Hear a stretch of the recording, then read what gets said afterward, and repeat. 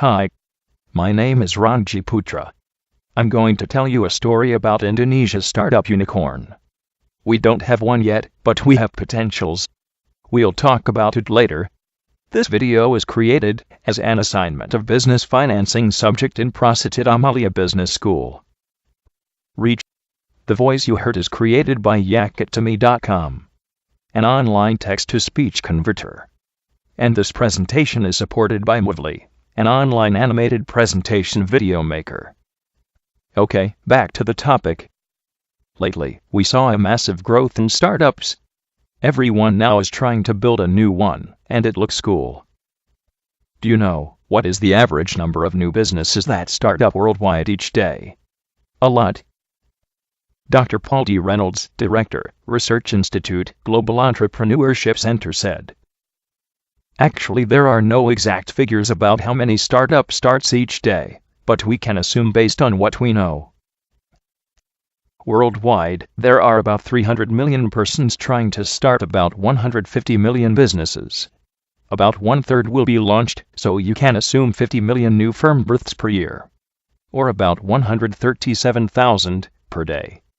On the other hand, firm birth and death rates are about equal. The same number of active firms, say 120,000, probably terminate trading each day."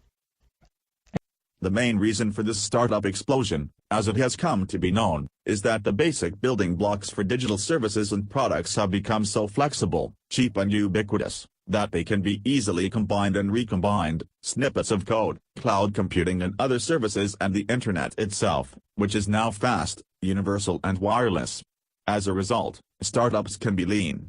They no longer need to operate their own servers. They can outsource much of what they do, from software development to user testing, and they can iterate constantly to improve their product.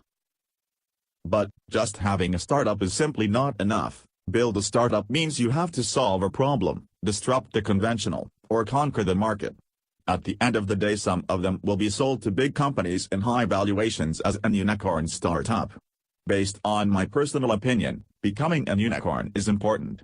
I really like the idea when businesses are developed to be sold. But what is unicorn anyway? Well, this is the most overused word in the technology industry today. Based on Wikipedia, unicorn is a term in the investment industry, and in particular the venture capital industry, which denotes a startup company whose valuation has exceeded $1 billion. They are called unicorns because they are extremely rare. Neither Google or Amazon ever reached unicorn status as private companies, for example. Until November 2015, only 143 companies reached $1 billion valuation. Cumulative valuation estimated is around $507. Here are the top 10. Starts from 2009. We have Uber, the transportation services that present worldwide valued $51 billion. Xiaomi, a Chinese smartphone manufacturer, valued $46 billion. Airbnb, room for rent service, valued $25.5 billion. And there's so many other else. Like Palantir, Snapchats, Flipkart, Didi Guadi, SpaceX, Pinterest, and Dropbox. Impressive, right? So, why do investors love unicorns? Money. It really is that simple. In the US, 90% of the returns for venture capitalists come from an average of 15 companies. Well, it is not really a mandatory for startup to become an unicorn. But back to my personal opinion, I believe everyone should build a business that helps people globally and enjoy the capital gain. And remember one of the best quote from the Social Network movie. $1 million isn't cool. You know what's cool? $1 billion. What about Indonesia? Until May 2015, there are more than 890 active digital startups in Indonesia. Some of them have potential to become a unicorn. They have consistent growth and funding. Unfortunately, investment seen in Indonesia is mysterious because the majority of funding news features undisclosed amounts of capital. Among the stars, these are the brightest, based on tech in Asia. Please keep in mind that these picks are subjective and in no particular order. Okay, let's get started. We have Adscom, with series of funding worth $850,000 by Digital Garage, East Ventures, Beano's Plaza, and Skystar Capital. Baranka, with Series B funding worth $5 million by Gree Ventures and Transcosmos. Bukalapak with Series B funding at undisclosed amount by Ocfan, IREP, 500 startups, and Gree Ventures.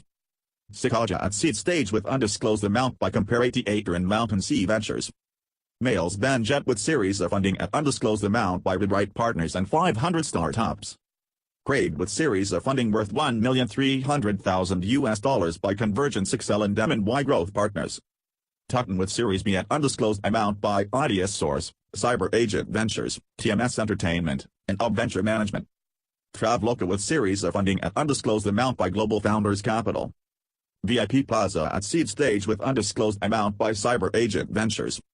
And the disclosed record is held by Tokopedia with Series E funding at $100 million by SoftBank Internet and Media and Sequoia Capital.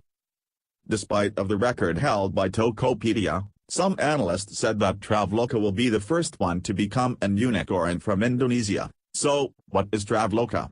And why Traveloka? Traveloka originally was born at 2009. Founder Ferry Anarti dropped out of Harvard before coming back to Indonesia and starting the ticket booking site in 2012, and received seed funding from East Ventures a couple months into operations. At its inception, Traveloka was merely a flight search and aggregating platform or known as travel meta-search sites. Some other big players in meta-search at that time were Skyscanner and Wigo.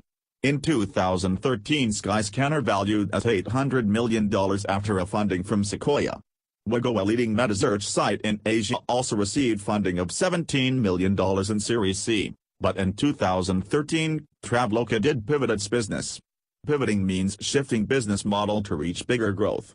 Traveloka changed from meta-search sites to online travel agency, ONI. The decision that day seems right today. The International Airline Travel Association said that by 2034, China, India, and Indonesia will be 3 of the 5 fastest increasing markets in terms of additional passengers per year. By that time, China will get 856 million new passengers, India will see 266 million more, and Indonesia will see an uptick of 183 million. Growth is happening, as nearly 10% of all ticket sales were made online as recently as 2013. The gross total travel bookings in Indonesia clocked in at $10.5 billion, according to a Phocuswright study. In March, similar web clocked Traveloka's desktop traffic at an estimated 3.95 million visits. This is impressive, but still not as high as December 2014 estimation, which was around 5.45 million desktop users. In contrast, Traveloka's closest local adversary, Ticket, only got an estimated 1.95 million desktop visits during the same month. E-ticketing is an elegant e-commerce business model. Traveloka enjoys a business-to-consumer transaction structure where the average purchase is greater than $50 and it doesn't require holding stock of any physical goods. Because of this, Traveloka gets to completely bypass the logistics nightmare of Southeast Asia's e-commerce industry. Plane tickets are no longer considered luxury items, but instead a necessity for doing business in the modern work world. The industry follows predictable ebbs and flows of high season and low season, which means that founders can predict when the best times are to spend or save, grow or sit tight, proceed or pivot. As e-commerce continues to be the hot space in the world's largest archipelago, and in fact all of Southeast Asia, Traveloka is in a unique position to reap the huge benefits while avoiding the normal e-commerce headaches. This is why Traveloka has a better chance to become a unicorn.